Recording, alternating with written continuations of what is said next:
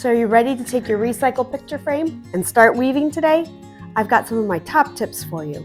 Welcome to the studio. I'm Amanda.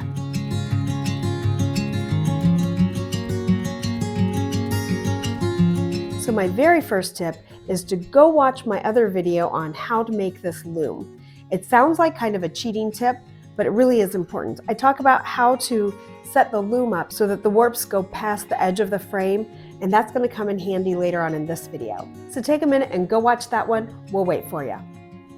Besides yarn and fiber, you're going to need a few more tools.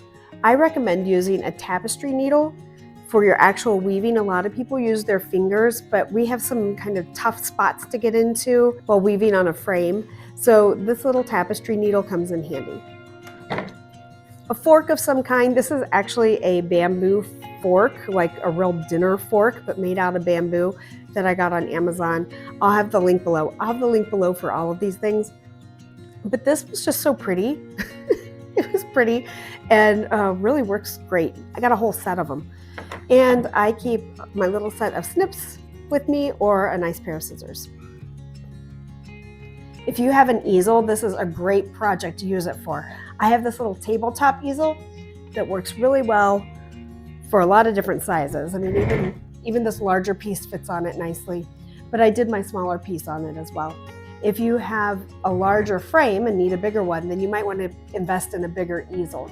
You could also weave against your lap, just like this traditionally, but I, for the sake of my neck and back, like working up a little higher. My next tip is we are going to weave from the back side to get started. We're going to start on our edges and the bottom. Don't worry, eventually we'll flip it around so that we can look at our work as we weave up and we can see our design unfold. Here we are on the back side of the frame, and we're going to create a selvage edge that rests behind the frame to act as an anchor for our main weaving. We're going to do this by weaving across the last two warps and then catching the third warp every once in a while to create little fingers. And in our main weaving, we're going to do the same thing so that these fingers interlace and lock onto each other. And to do this, I'm going to work in tabby stitch or plain weave. And that just means I'm going under one, over one, under one, across the row. And then when I go to the next row, I'm going to do just the opposite. Over one, under one, over one, so that they stack up on top of each other. And I get it going by going across 3 warps. But once I'm above the line of the frame, I'm going to switch to just doing 2 warps at a time. And then every few rows, I'm going to catch that third warp to start creating the little fingers that are going to stick out. I'm using a neutral color yarn that's hand spun and chunky weight, and you can use a neutral or anything that coordinates with your main weaving. I don't weave in traditional tapestry style where you go all the way across a row, changing colors as you go. I weave in a more freeform style so my rows don't line up.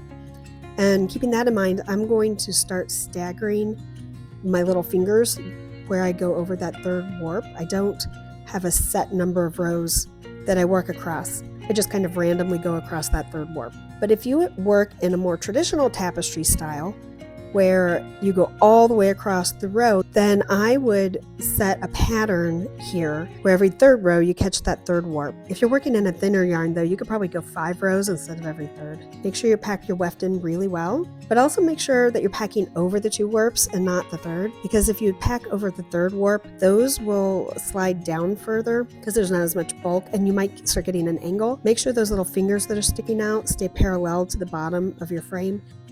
So for this larger piece, I only create the selvage for about 2 to 4 inches at a time, and I leave the weft hanging off to the side ready to go. But if you're working on a smaller piece, you can go all the way up to the top to prep the weaving.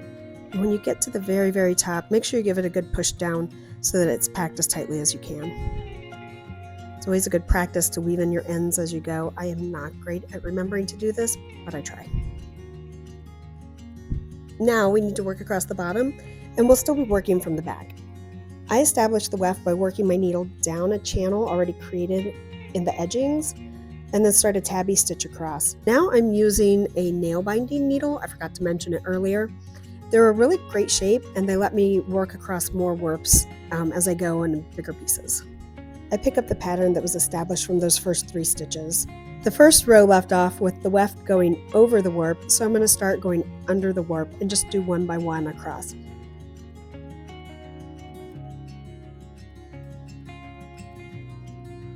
The key here is to really pack this first row down so that it slips under the frame edge and lays right next to the nails.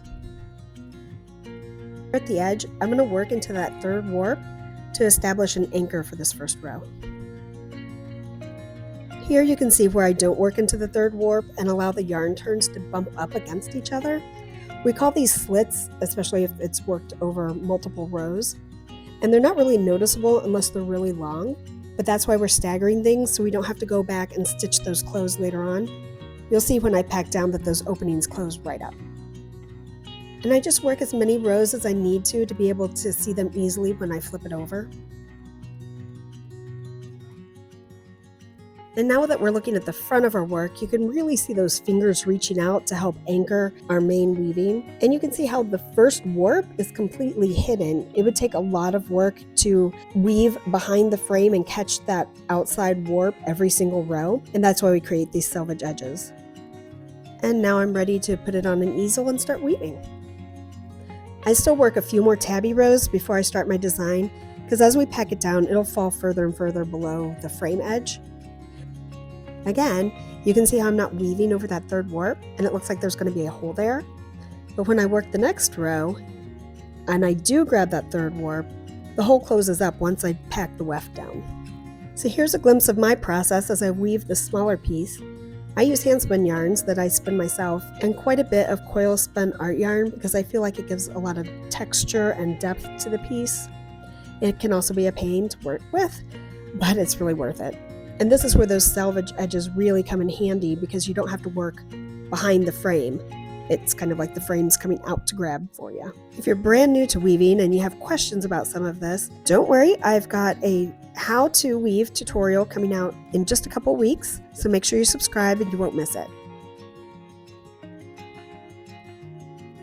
As I get to the top of the work and my design is finished, I flip it over once again to work a selvage edge on the top. And you can see how my rows aren't even. That's what I was explaining earlier. I don't weave in traditional tapestry style, but more freeform. So I work the extra yarn into spaces like putting a puzzle piece together until it's filled up all the way to the nails, or as close as I can get to the nails at the very top, and everything's packed in tightly. And just like that, you have a weaving masterpiece inside a frame. I've got one more tip to go though.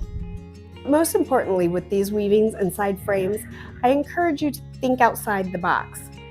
Because we're working inside a frame and it has a very distinct edge, you can use that to juxtapose some open spaces. And I did that by tying knots in my weft that hold up the top part of the weaving.